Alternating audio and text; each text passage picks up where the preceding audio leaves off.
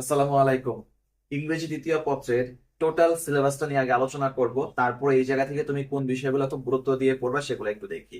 তোমাদের ইংরেজি দ্বিতীয় পত্রের মধ্যে ফার্স্ট অফ অল কথা হচ্ছে যে গ্রামার অংশ থেকে 60 মার্ক প্রশ্ন আসবে। গ্রামার অংশের একটা বিশাল সিলেবাস। 60 মার্কের জন্য তোমাকে মোট টপিক পড়তে হবে 12টা, প্রত্যেকটা টপিকের জন্য মাত্র 5 মার্ক করে। এখানে বিশাল বড় বড় কিছু টপিক আছে তোমাদের। যারা ইন্টারমিডিয়েট নতুন কিছু টপিক পাইছে তার মধ্যে আছে হচ্ছে ধরো এখানে যে প্রোনাউন রেফারেন্স, এটা তোমরা নতুন করছো। সেই সাথে মডিফায়ার, এটা তোমরা নতুন করছো 9 নম্বরে মডিফায়ার। সিনোনিম অ্যান্টোনিম থেকে তোমাদের এই বছর প্রশ্ন আসবে, মানে সাধারণত ইন্টারমিডিয়েটে ওঠার পরে তোমরা এই প্রশ্নগুলো অ্যান্সার করতেছো। ওকে, তো একটু বলে রাখি তোমরা এখানে কি কি পড়বা। যেহেতু পূর্ণাঙ্গ সিলেবাসে তোমাদের প্রশ্ন হচ্ছে প্রত্যেকটা টপিকের মার্ক হচ্ছে 5। আর মোট 12টা টপিক, 12টা টপিকে তোমাকে 60 মার্কস ক্যারি করতে হবে।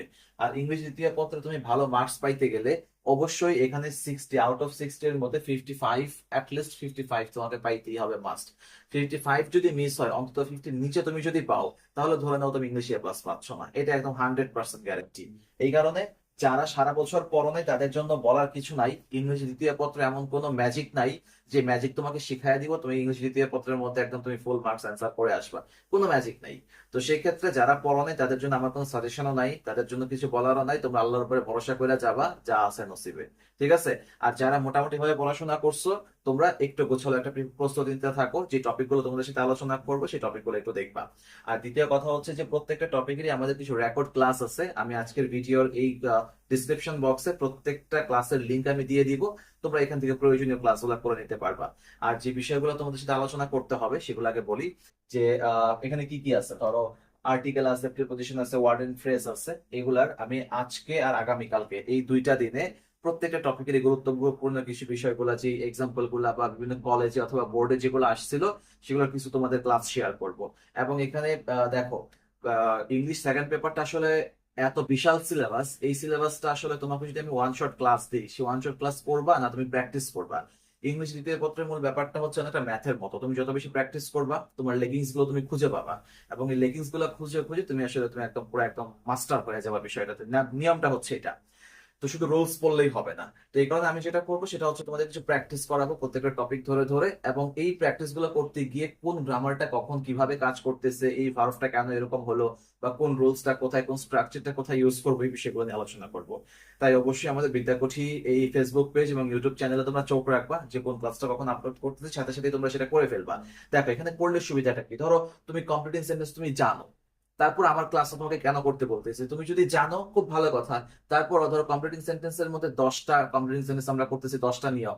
আমি এখানে করব কি, প্রত্যেকটা টপিক, প্রত্যেকটা রোলস আমি আলোচনা, বিস্তারিত আলোচনা করে করে তোমাকে বুঝাই দিব কিভাবে করবা, বা এটা ছাড়া আর কি হইতে পারে, অন্য কোন ভাবে হইতে পারে।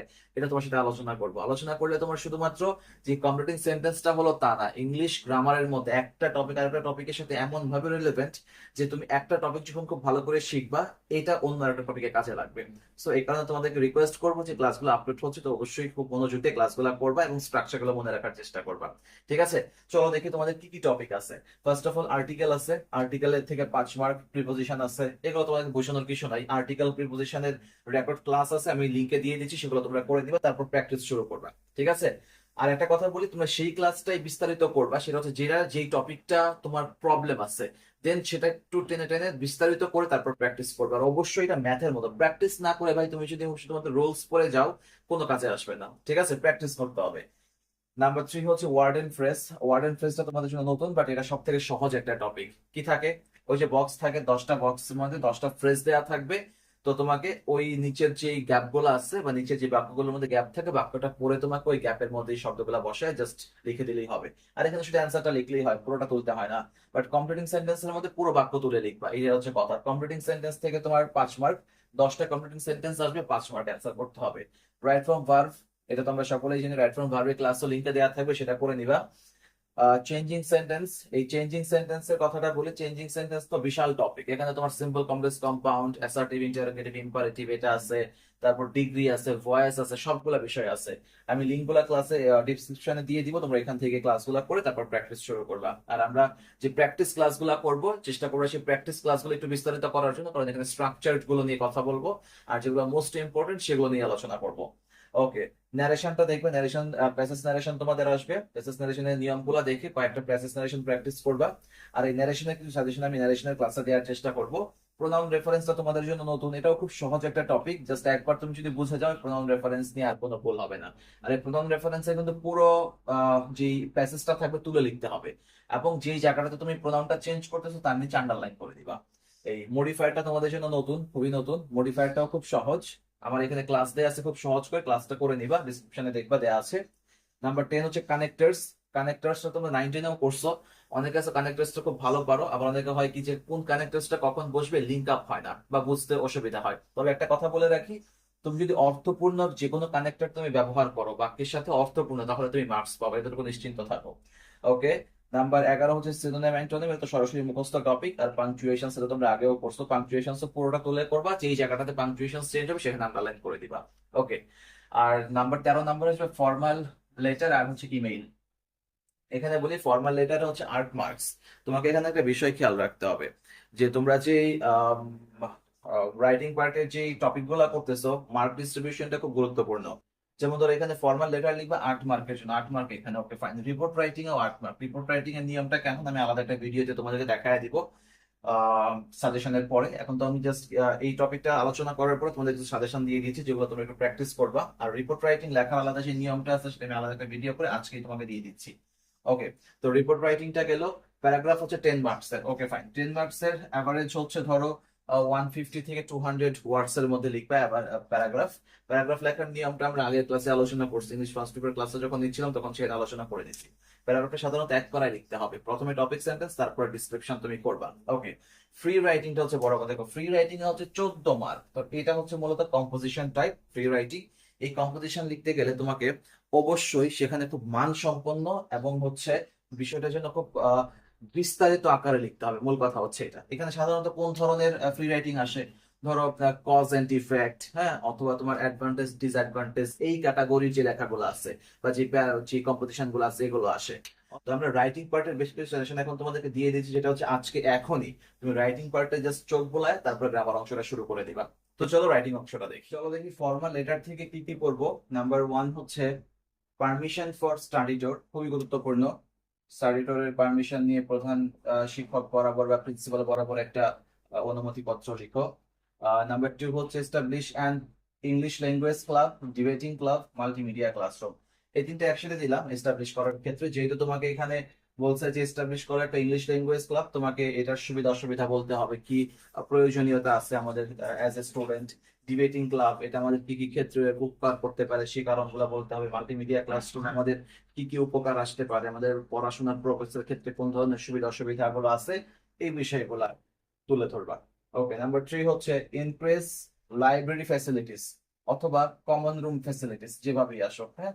কমন রুমটা আলাদা করে লিখলাম যে ইনক্রিজ লাইব্রেরি ফ্যাসিলিটিস অথবা কমন রুম ফ্যাসিলিটিস।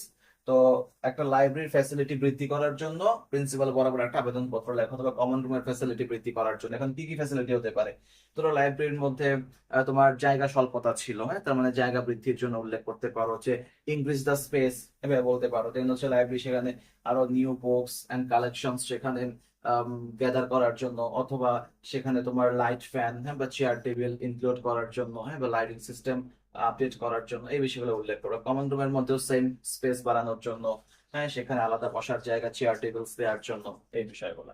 ওকে। নাম্বার 4 হচ্ছে issue for online birth certificate, এটা একটু দেখবা। অনলাইন বার্থ সার্টিফিকেট ইস্যু করার জন্য এটা হচ্ছে তোমার চেয়ারম্যান বরাবর হতে পারে। ওকে।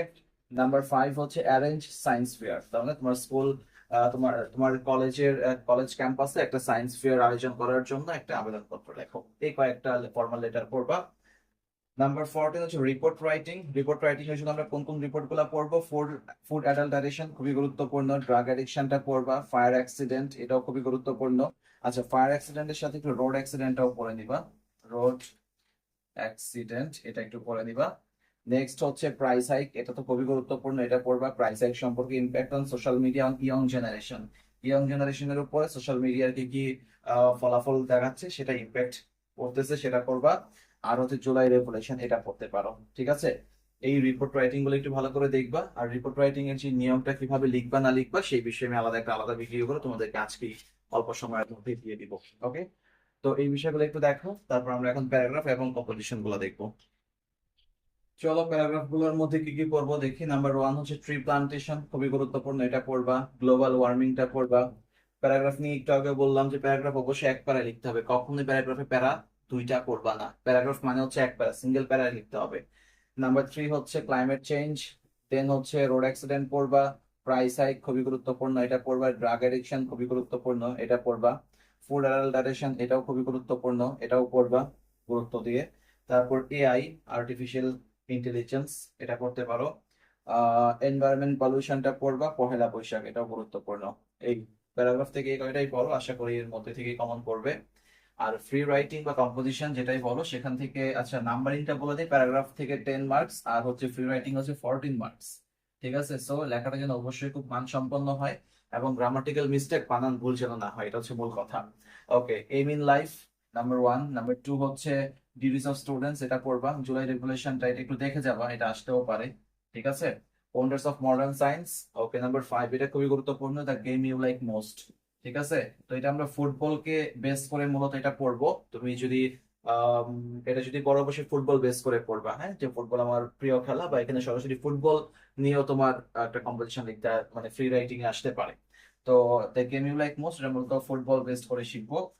নাম্বার সিক্স হচ্ছে the season you like most, এটা দেখবা। Historical place you visited recent, এটা খুবই গুরুত্বপূর্ণ। হয় তুমি সাম্প্রতিক একটা খুব আম, আহ, ঐতিহাসিক জায়গা থেকে ঘুরে আসছো, তো এই বিষয়ে তোমার একটা প্যারাগ্রাফ লিখতে হবে, সরি প্যারাগ্রাফ না, কম্পোজিশন লিখতে হবে। নাম্বার এইট হচ্ছে ফিমেল এডুকেশন, অ্যান্ড নাইন হচ্ছে রিডিং নিউজ পেপার, এটা একটু রিডিং নিউজ পেপারটা গুরুত্ব দিয়ে পড়বা। ঠিক আছে। তো এই ছিল মূলত তোমার রাইটিং পার্টের সাজেশন, এগুলো একটু দেখে ভালো করে প্র্যাকটিস শুরু করো। আর গ্রামার অংশ আমি যেটা বললাম, আমাদের এই ক্লাসের ডেসক্রিপশনে প্রত্যেকটা টপিকেরই রেকর্ড ক্লাসের লিঙ্ক দেওয়া থাকবে, তোমরা প্রয়োজনে সেখান থেকে রেকর্ড ক্লাসগুলো করে নিবা। রেকর্ড ক্লাসটা করে অবশ্যই প্রথম থেকে যেটা বলে আসতেছি বাবা বা মা, তোমরা অবশ্যই অবশ্যই প্র্যাকটিস করে যাবা। পর্যাপ্ত পরিমাণ প্র্যাকটিস করে প্রত্যেকটা টপিক ধরে ধরে অন্তত 5টা 10টা 20টা করে, অন্তত 10-এর উপরে তো অবশ্যই, প্রত্যেকটা টপিকের 10টা থেকে 15টা করে এক্সাম্পল প্র্যাকটিস করবা। এই প্র্যাকটিস করতে গিয়ে দেখবি যে তোমরা কিছু সমস্যায় পড়তেছো বা কোনো ঝামেলায় পড়ে গেছো। এই স্ট্রাকচারটা এরকম কেন হলো, এরকম না হয় এরকম কেন হলো না, এরকম কনফিউশন যদি তৈরি হয় তাহলে আমাকে কমেন্ট করে জানাবা, আমি সেই নিয়ে উত্তর দিয়ে অবশ্যই তোমাকে উত্তর দিব। ঠিক আছে। এই আজকে এবং আগামীকালকে ইংলিশ সেকেন্ড পেপার নিয়ে যার যে কোনো রকম প্রশ্নের উত্তর দেওয়ার জন্য আমি প্রস্তুত। আমার ইনবক্সে হোক, কমেন্ট বক্সে হোক, যেখানেই হোক, যেখানে যে প্র্যাকটিস করতে গিয়ে ঝামেলায় পড়ো, আমাকে জাস্ট তার ছবিটা তুলে পাঠিয়ে দিয়ে আমি সেই নিয়ে উত্তর দেওয়ার চেষ্টা করব। ঠিক আছে। তো তোমরা ভালো প্রিপারেশন নিতে থাকো। আর যেমনটা বলতেছিলাম যে আমরা প্র্যাকটিস ক্লাস কিছু নিব, প্র্যাকটিস ক্লাসের মধ্যে গ্রামার টপিকগুলো বিস্তারিত আলোচনা করব। আজকের মতো এই পর্যন্তই। আর পরবর্তী ক্লাসে খুব দ্রুত তোমাদের সাথে দেখা হচ্ছে। আল্লাহ হাফেজ।